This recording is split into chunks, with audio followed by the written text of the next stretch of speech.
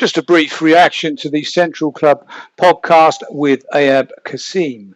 If you want to hear my view, then step into the turbulent world of true crime. And welcome to Our Don's Reviews and True Crime. I don't think it was much different than we thought, really. I thought Ayub held himself well there. He didn't go into the silly comedy. Excuse me, I'm one for silly comedy. Sometimes I can be serious, but Ayub, yep, you did yourself well as such. But we know, I know, you didn't do it yourself. Now you knew more than you were letting on. But, however, I don't kind of blame you for that.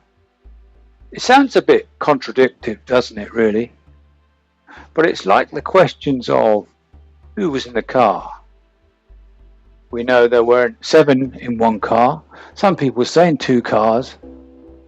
It kind of doesn't matter in some ways, but I think you know, and I know that there was an extra one. Now you're defending the extra one by saying they weren't there. There could have been a number of reasons why, and you've got your reasons, and you're sticking to your guns. It's old school, and you don't want to squeal like a pig. So it could be that the person doesn't want publicity or more publicity because we've got an idea of who it might be. The second reason is it could be on license. As you would know, when you come out of prison, some people are on a license, so they have to behave themselves. Some of those license agreements don't allow foreign visits. People do it. Yeah, get away with it. However, if the authorities find out, there are consequences and you can end up straight back inside. This does happen, so I can understand that. I also want to commend Callan. I think he did a good job. He does some good podcasts. He admitted himself he didn't fully know about the background. He knew Ayub, and it seemed fitting that a podcaster would talk to Ayub. Other people would have questioned him more so, and it would have been more of a friendly interrogation. And he was involved in certain things. Let's not get involved in this big divide of the public and prisoners, ex-prisoners. We all can and have the capacity to do things wrong. We don't all do things wrong, but we do certain things wrong and we have to pay for it. Sometimes we have to go to prison. Let's not think of them all as high category type, nasty, evil prisoners. It's something that they do certain things wrong. Now, these certain things might be drug dealing or dealing. People have got different lines of morals.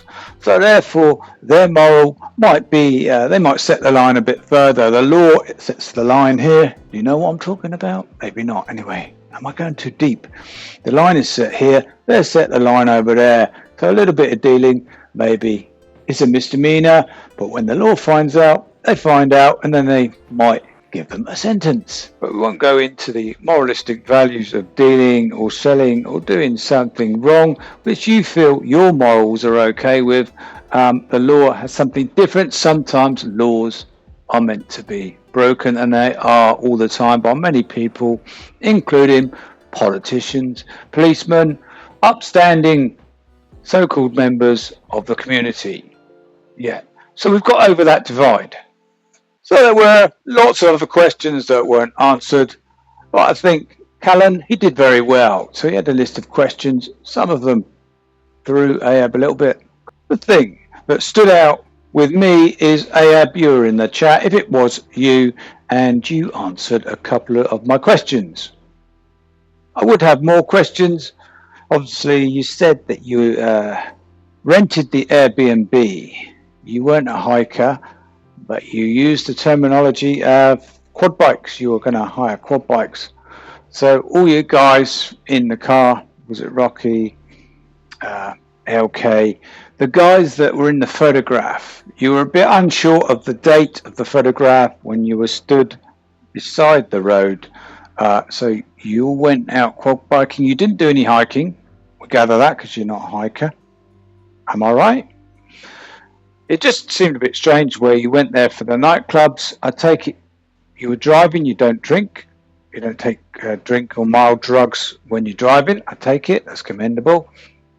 So I didn't see much about the quad bikes and the holiday. Why you went to the Airbnb.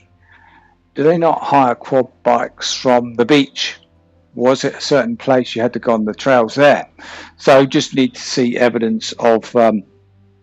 Sorry, I don't want to trap your evidence. Sounds like you're a criminal already, but you're not where you were. But I mean, in this instance, so just want to see receipts, pictures, videos of you quad biking with the lads. I think you're on about 2 Manchester girls. I didn't say they were baddies. Respectable girls from Manchester who you were quad biking with there. It's all a bit, I don't know. You haven't said that before because we were all wondering. So I wonder whether you preempted something in your mind to say you're quad biking. That's why you hired that remote Airbnb away from where you're actually going with the lads. And it is a bit of a pain. Even a half an hour drive is a bit of a pain. You know, an hour each way when you've got to go clubbing and you want to go back to the Airbnb. It just, someone like me with walking socks and a backpack and things like that, I could kind of get involved and stay up there somewhere. But yourself, just the quad bikes. I don't know. Sorry, it's just a bit wishy-washy. Just need. I mean, I'm not going to get evidence. Might not get evidence, but just videos of the quad biking and things if you can. Were you there 2 days? Were you there 3 days? All a bit wishy-washy. What days were the photographs? When the lads picked you up, and when you're hiding your face or something. I don't. No. It was that joke. It's just a joke. I don't know what it was. Lots of questions which could be answered, which weren't. But I do understand why you would hide information of somebody who didn't want to be known. But all the other surrounding bits and pieces we're probably never going to find out, at least from yourself. And there are loads of witnesses to interview, friendly interrogate, and then find out before the proposed inquest whether there is an inquest. Talk of the inquest that Mark Williams Thomas talked about, who's disappeared, going off on his own escapade to South America, trying to bring back and gain the arrest of criminals, the TV detective. But will we ever know? I don't know. But no hard feelings really. And good podcast, sort of. Ayub, you weren't silly, you weren't stupid, you were sensible. Kind of like the hat really. I like to kind of dress differently sometimes. My clown outfit is hanging up in the wardrobe. Did I say I was a clown? Sometimes. But sometimes I can be serious because this is true crime. And you have been listening to Aldon. Please, it's free. If you could subscribe, then you can comment. I welcome all comments. As you know, people think that I'm going to be defensive, like the other creators. Start having a to and fro. No, I'm not. Welcome feedback. Sometimes I can adapt. I can't adapt to everybody because people like different things. Certain people hate one thing. Certain people hate another thing. They like another thing. I don't know. But I try at least to please 1 or 2 viewers, and then perhaps more will be pleased with what they're watching. There is a wide variety of channels out there. I don't like to say go away then, switch off, watch something else. And YouTube can come and go. You can't rely on it. Some people do make a living, fair play from it. I haven't been working today, actually, paid work. I've been doing other work, and it's been a bit slow going. I have achieved things, but it's been a bit slow going. Didn't get out training till later, and did bits and pieces in the garden and things. It's a big garden, and it's a lot of work. It'd be good to downsize, actually, and get a very small garden. What am I talking about?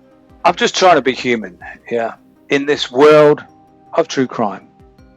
Thank you very much for watching, and remember, don't have any nasty dreams tonight, will you? Thank you.